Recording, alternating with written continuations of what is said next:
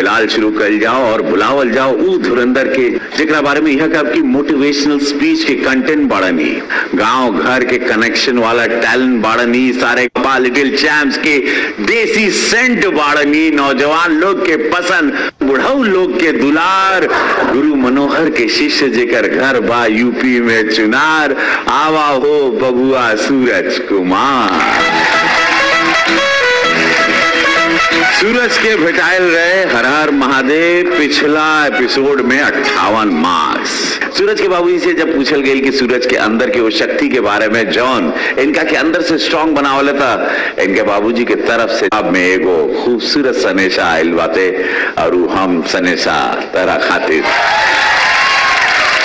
आदरणीय साहेब सादर प्रणाम। हम खेती बाड़ी में बाझल बानी, संवास ना मिलला ना तो हमू बंबई आयल रहती।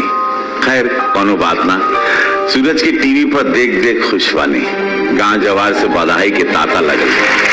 हम जानत बानी कि सूरज के भी हमार कमी खलत हो।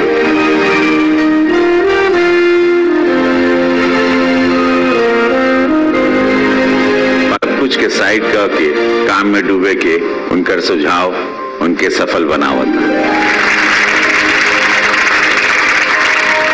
साहेब। प्रोग्राम खातिर हमार शुभकामना सूरज के बाबू। यह चीज सूरज के अंदर से स्ट्रॉन्ग बना।